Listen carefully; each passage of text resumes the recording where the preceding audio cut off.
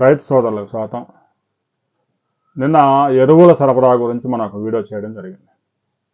ఎరువుల సరఫరా విషయంలో కేంద్ర ప్రభుత్వం ఈ ఏడాది చాలా సీరియస్గా ఉంది.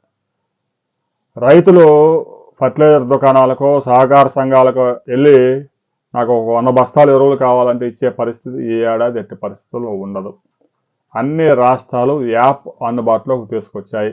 అసలు ఏ రైతు ఎన్ని ఎకరాలు భూమి సాగు చేస్తా ఉన్నాడు, అతని పాస్ పుస్తకంలో ఎన్ని ఎకరాలు ఉందో చూసి శాస్త్రవేత్తలు సిఫారసు చేసిన మేరకు మాత్రమే ఎరువులు దఫాలుగా విడుదల చేస్తారు. ఇక కిలోమీటర్ల కొద్ది క్యూలో నిలబడాల్సిన అవసరం లేదు.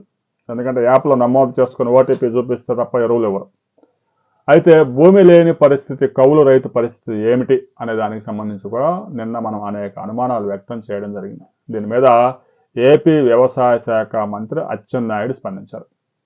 కౌలు రైతులకు ఎరువుల విషయంలో ఎలాంటి ఇబ్బంది రాకుండా వ్యవసాయ శాఖ అధికారులు చర్యలు తీసుకోవాలి. కొంతమంది కౌలు రైతులకైతే కార్డులు ఉన్నాయి, గుర్తింపు కార్డు లేని కౌలు రైతుల పరిస్థితి ఏంటి? అలాంటి రైతులకు కూడా ఎరువులు సప్లై చేసేందుకు ఒక విధానం తీసుకురావాలని వ్యవసాయ శాఖ మంత్రి ఆదేశాలు జారీ చేశారు. ఇప్పటికే ఎరువుల సరఫరా ప్రారంభించారు. రైతు సోదరులు కొంతమంది ముందస్తుగా ఎరువులు సేకరించి పెట్టుకుంటూ ఉన్నారు.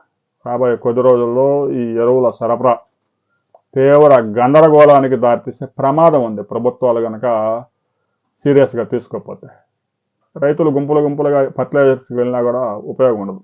యాప్లో నమోదు చేసుకోవాలి. ఆ రైతుకి ఎంత ఎరువు అనుమతి మంజూరైందో అంతవరకే కొనుగోలు చేసుకోవాలి. ఇక దీన్ని ఆసరాగా చేసుకొని అక్రమార్కులు ఎరువుల్ని బ్లాక్ మార్కెట్కి తరలించి చెలరేగిపోయే ప్రమాదం ఉంది. ఒక బస్తాకు 500, 1000 రూపాయలు అదనంగా కూడా అమ్మే అవకాశం ఉంది.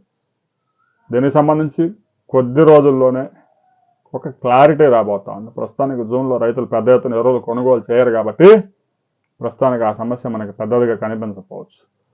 ఒక్కసారి ఖరీఫ్ సీజన్ కనుక మొదలై రైతు విత్తనం వేయటం, వరి నాట్లు వేయటం ప్రారంభమైతే ఎరువుల సరఫరాకు సంబంధించి క్లారిటీ వస్తుంది. ఆ తర్వాత మరిన్ని వివరాలతో మరో వీడియోలో మనం కలుసుకుందాం.